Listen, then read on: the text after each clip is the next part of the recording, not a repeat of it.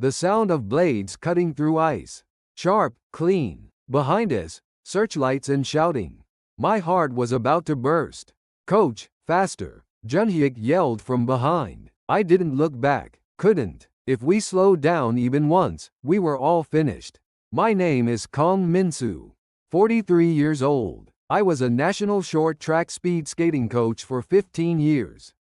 Was. Past tense. We were special. Not just special state approved special. Every morning at 7 a.m. we entered a training facility others could only dream of. Latest equipment. Perfect temperature control, imported gear. Lunch included meat. Not every day, but 3 or 4 times a week. Coach, what's for lunch today? Yuna asked on our way to the cafeteria after training. 20 years old. Our ace. Pork kimchi stew. Wow, again? The food here is amazing. Everyone laughed, but I couldn't. I knew the sounds beyond the walls. Coughing in ration lines. Children crying in the winter wind. We were the privileged class. Win medals, get apartments. Our families received better rations. That's why we existed. It was February, 1 month before the international competition. Training was brutal that day. Yuna fell. Yuna. By the time I screamed, it was too late. Her blade slipped on the corner and she crashed into the fence. Her shoulder twisted at a wrong angle. She returned from the hospital 3 days later. Dislocated shoulder, torn ligaments. Minimum 6 months rest. I'm sorry, coach. Yuna sobbed. Not your fault. Accidents happen to everyone. I said that, but I knew. This wouldn't end as just an accident. A week later, they came. Men in black uniforms. The surveillance agency. We called them Black Eyes. They were always watching. Coach Kong Min-soo, come out for a moment. In the office, a middle-aged man waited. 3 bars on his collar. The competition is a month away, and our ace is injured. What happened? Training accident, sir. Accident? With national honor at stake? Whose responsibility? His voice dropped cold. Mine, sir. Is that enough? Do you know how much the state invested in you people? He handed me a document.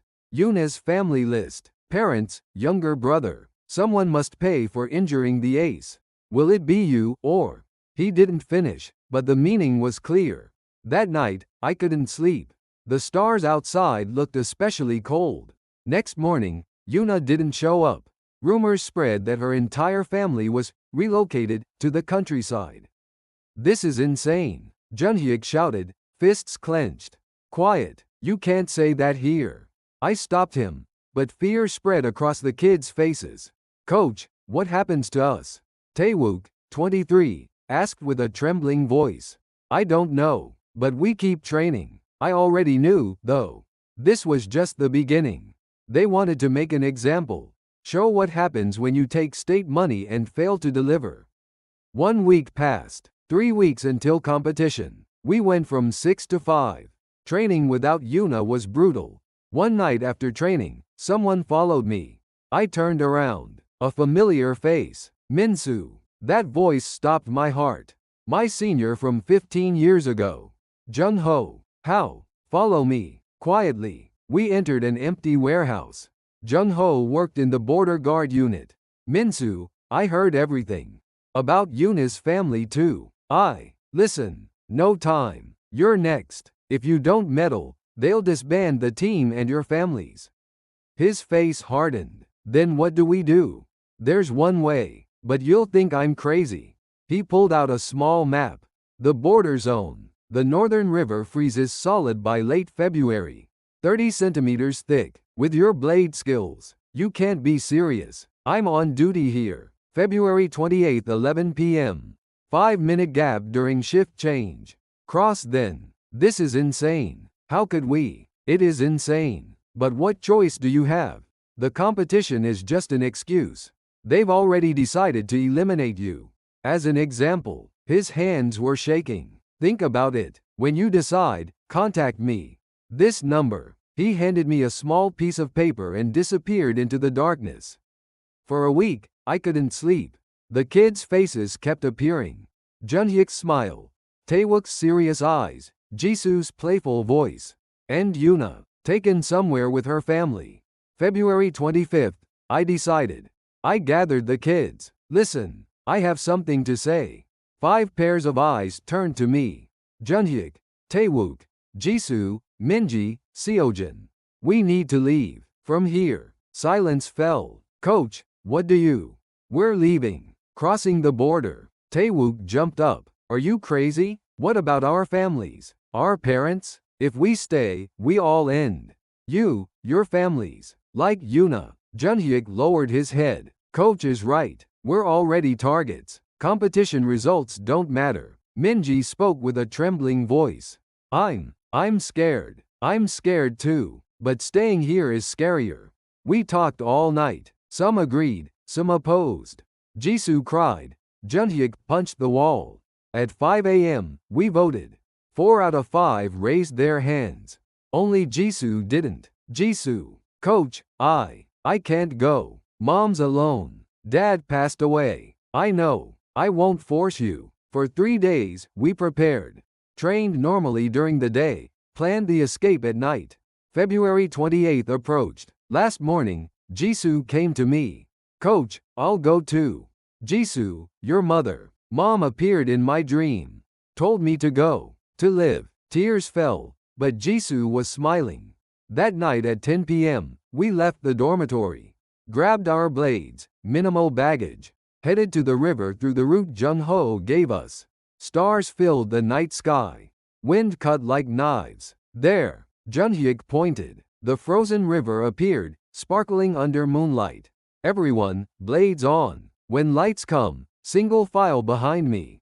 Never stop. Yes, quiet responses. Trembling. 11 p.m. sharp. Text from Jung-ho. Now, let's go. First step onto the ice.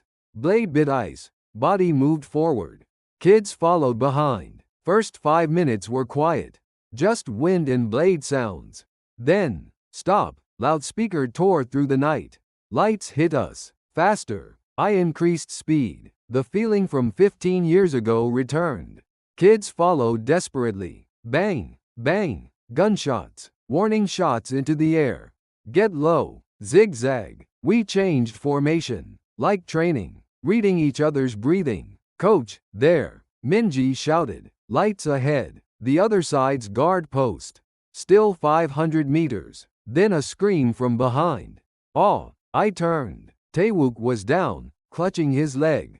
Taewook shouldn't have stopped, but I did. Coach, my leg. Don't shoot. Don't shoot. The loudspeaker exploded. Gunfire got closer. Junhyuk, Seojin, grabbed Taewook. They lifted him. Taewook stood on one leg. I'm a burden. Leave me. Shut up. You're our team. Junhyuk growled. We moved again. 3 became 1. Taewook in the middle. 200 meters. Lights got brighter. Bullets hit the ice. Get down. Everyone lowered. Almost crawling. 100 meters. Someone waved from the other side. Jung-ho. Hurry. Hurry. We squeezed out the last strength. Ice cracking sounds. Our weight. The bullets. Jump. At the ice's edge, we jumped. To land. To the other side. Oh, we all fell together. Dirt ground. It was warm. Move. Get up. Quick. Jung-ho pulled us. Lights swayed behind, but no more gunshots. A truck waited. Get in. Everyone climbed in. Door closed. Truck drove into darkness. Inside, we couldn't breathe. Couldn't believe we were alive. Coach, Jisoo grabbed my arm, crying. Did we survive? Yes, we survived. But I wasn't happy. My chest was heavy. Those left behind. Our families. Yuna and Jung-ho, who hoped us what would happen to him. The truck drove all night. Stopped when morning came. This is the settlement facility. Jung-ho said. His face was haggard. What about you? I have to go back. If I don't return to duty, they'll know immediately. Jung-ho. Live well. That's how you repay me. He left. Never saw him again. 2 years have passed. We started new lives. Junhyuk teaches kids at a small skating rink. Minji and Seojin went to college. Taewook's leg never fully healed, but he became a rehabilitation coach. Jisoo still cries every night. Thinking of her mother, I'm writing this story about what we chose, what we lost, and what remains. Sometimes I see Yuna in dreams. She asks, "Coach, did you choose right?" I can't answer. We survived, but we left countless people behind. Was it right? Wrong? If you were reading this now, what would you have done? If you had to choose between your life and the lives of those you love, between your freedom and your family, I still don't know what the right answer is. But I know one thing. That night, racing across the ice, we were truly alive. And the price for that, we must pay for life.